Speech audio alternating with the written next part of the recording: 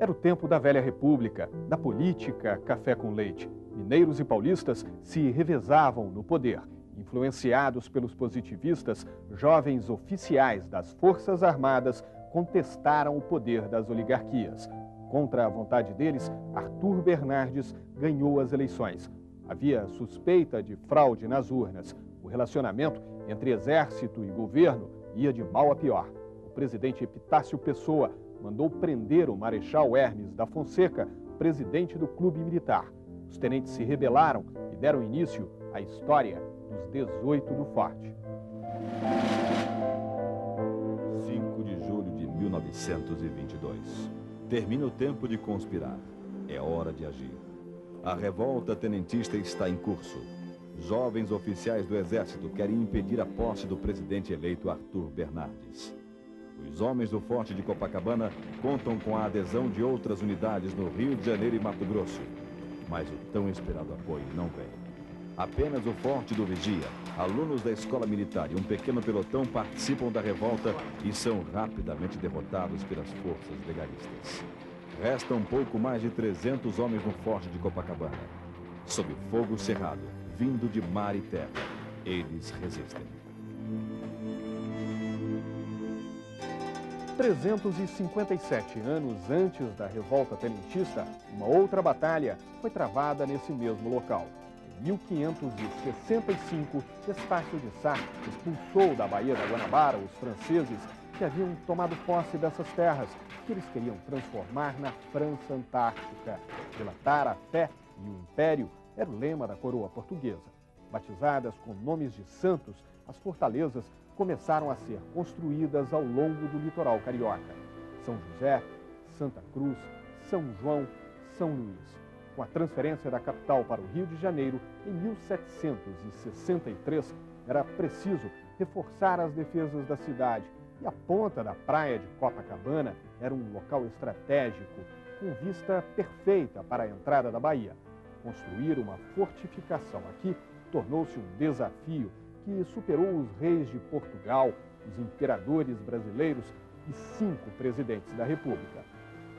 Na madrugada do 7 de setembro de 1893, a Marinha Brasileira se rebelou.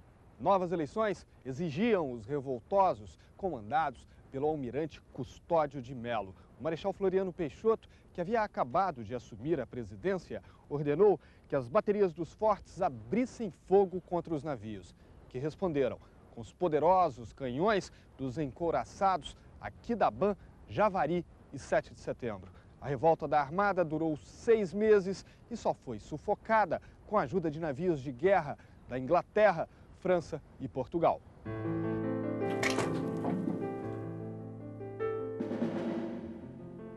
A rebelião foi fundamental para a construção do Forte de Copacabana.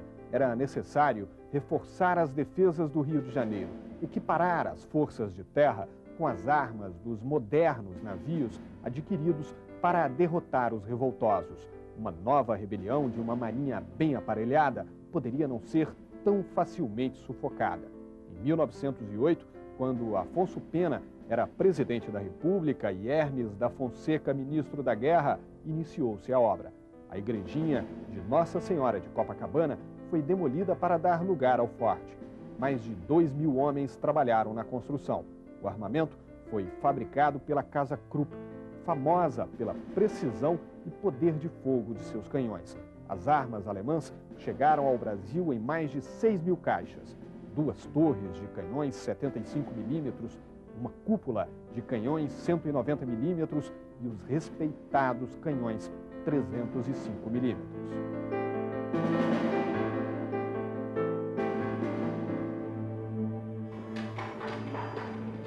Os tiros do canhão de 305mm atingem a cidade e o Forte do Leme, de onde partiam disparos contra os revoltosos. Dentro da Casa Mata, protegidos por paredes de 12 metros de espessura, os tenentes avaliam a situação. O comandante da revolta, capitão Euclides Hermes da Fonseca, filho do Marechal Hermes da Fonseca, foi preso enquanto negociava com o governo.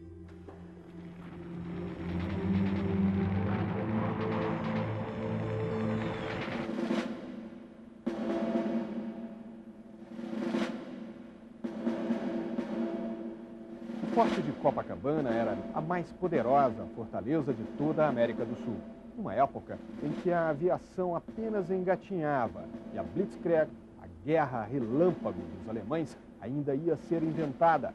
Fortes permaneciam como uma arma de defesa respeitada, uma trincheira quase intransponível. O Forte de Copacabana era mais do que simples canhões por detrás de grossas paredes. O mecanismo de movimentação das armas era hidráulico. A energia elétrica utilizada nas instalações era gerada no interior do próprio forte, num tempo em que lampiões de querosene ainda iluminavam boa parte das ruas do Rio de Janeiro. Brilhava no forte a mais avançada tecnologia da época. O tubo desse canhão mede quase 14 metros e pesa 59 toneladas, o equivalente a 2 carretas. Ele é capaz de atingir um alvo a 23 quilômetros daqui. Acertar um navio a essa distância não é fácil. O papel das pessoas que trabalhavam nessa sala era determinar a direção exata, a inclinação perfeita do canhão. Da rapidez e eficiência desse grupo dependia o sucesso de cada tiro. E logo no primeiro teste veio a prova de que essa equipe era muito boa. 14 tiros foram disparados, 10 acertaram no alvo. As barricadas do forte parecem tímidas diante do poder das forças legalistas. Nas ruas, a população acompanha atenta o desenrolar da revolta.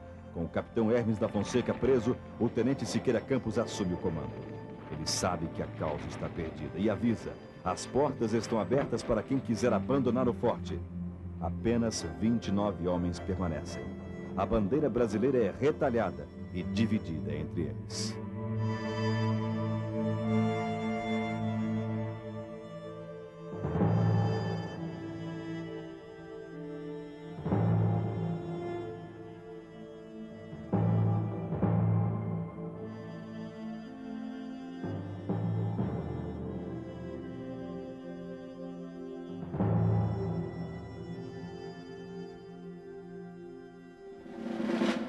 Cada projétil de 305 milímetros pesava 445 quilos. Para transportá-los do paiol para o canhão, só com a ajuda de guinchos construídos especialmente para isso. Existiam balas específicas para cada função. Umas eram feitas para perfurar os cascos dos navios, outras destinadas a explodir como granadas entre tropas inimigas. Operar essas máquinas de guerra era trabalho para dezenas de homens. Na fortaleza, eles comiam, dormiam e, principalmente, treinavam para o dia da batalha. Reduzidos a um pequeno grupo, os rebeldes sabiam o que os esperava do lado de fora. A revolta tinha acabado.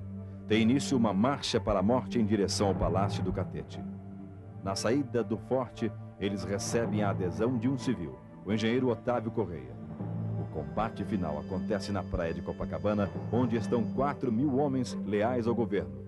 Dos 18 rebeldes imortalizados nessa foto, sobrevivem apenas os tenentes Siqueira Campos e Eduardo Gomes.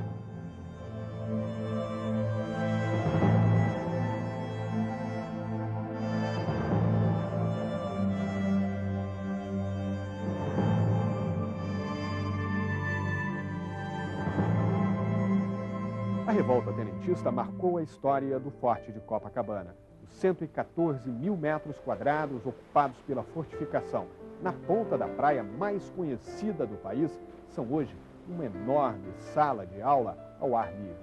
Aqui é possível conhecer um pouco da história do Brasil.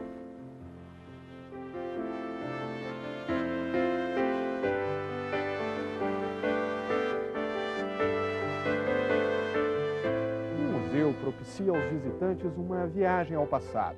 Distribuído por 2 andares, ele expõe um precioso acervo.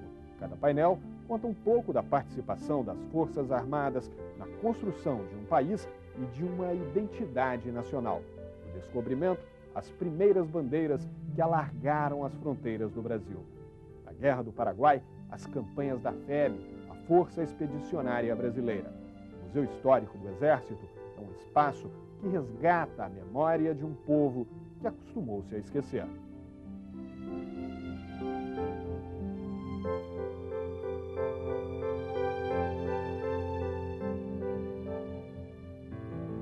Forte de Copacabana, os visitantes podem ver os canhões, os ambientes que retratam o dia a dia dos soldados, a sala que serviu de prisão ao presidente Washington Luiz, deposto pela Aliança Liberal na Revolução de 30.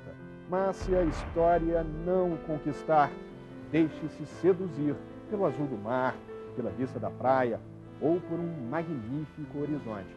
Aqui, os velhos canhões pacificados pelo tempo são as testemunhas de um espetáculo diário, um alvorecer em que o sol parece querer demonstrar a enorme inutilidade das guerras.